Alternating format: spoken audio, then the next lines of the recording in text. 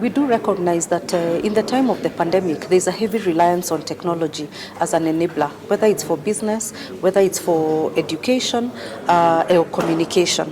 And as a result, those populations in this country that do not have access to Signal or other platforms are really, really excluded.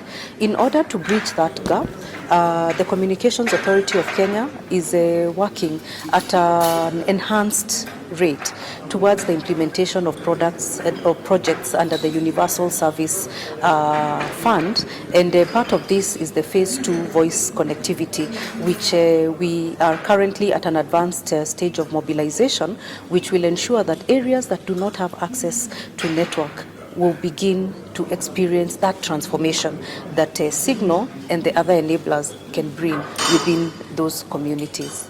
Indeed, there are very many protections that have been put in place for children and other populations to ensure that what they access is wholesome.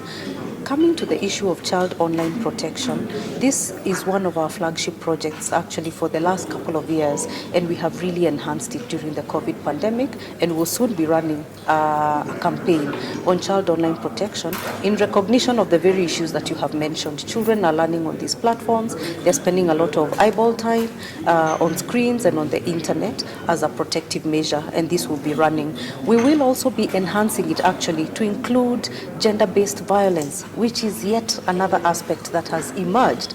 And there's data and statistics that has come from the Ministry of Gender to establish that actually this is on the rise. And so we will be broadening it on that category as well. With regard to the broadcasting mandate, we do have the requisite tools to take charge of that area.